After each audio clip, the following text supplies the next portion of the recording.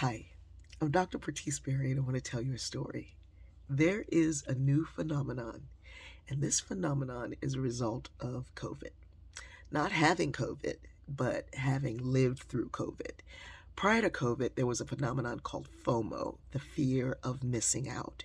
People would see what somebody else was doing on their social media feed or talking about around the cooler, and there would be this fear of having missed out on these cool events or whatever it is that somebody else is doing. This new phenomenon I'd like to call "Where's the link?" WTL. I've got WTL. Where's the link? So if someone says that they're going to be doing something and another person can't go, they say, "Well, I hope you'll post the link. Where's the link?" And "where's the link" is very similar to "what should I be reading?" Because once you tell people what it is that you think that they should be reading, because why would somebody ask me what I think they should be reading? They should be reading what they want to read. But it's like saying, what should I be listening to? What music should I be listening to? I can't tell you that. Anyway, you give them a list of the books that you think are important or wonderful, and they go, great, I'm going to add it to my list. They had no intentions of reading it. They just want to know what you got, what you're doing. We want to be in somebody else's life, not even to do it, but just to know what it is. Where's the link isn't always followed up with watching it. Did you watch what I sent? Well, no, I haven't had time. Why? Because you ain't going nowhere, clearly. So it's an interesting kind of phenomenon because not everybody can get out. I mean, I spent a lot of time in this house and not trying to go anywhere. And I wasn't bothered by people who were going to concerts or parties or whatever. I was not interested in a link. If I wasn't going, I wasn't going.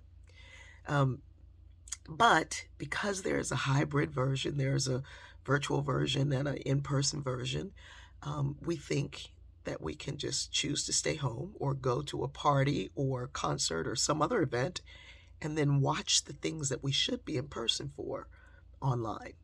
So classes or church services and sometimes even conferences, educational conferences.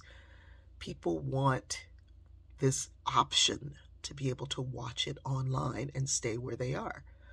Well, for the planners who put these conferences together and for the ministers who work so very hard to create a wonderful church experience that is safe, a lot of churches have lost membership during this period of COVID. And trying to get people back out to participate is difficult. I was somewhere this Sunday and I was bombarded with "where's the link?" And I'm not providing a link. I'm not providing a link because I want people to go to that service if you can go. If you're nearby. If you're not nearby and you can't go, you catch me some other time. It is just that simple. But because we have all these options, somehow we think that every option should be available to us at no cost to us, but the person on the other side doing all the work should provide this to you. So it is difficult to get back out. In fact, I'm kind of under the weather now. You can hear head cold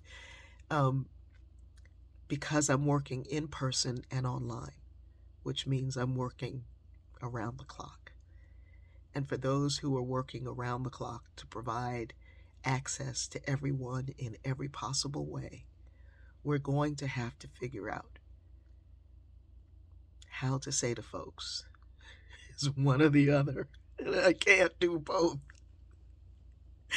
I love you.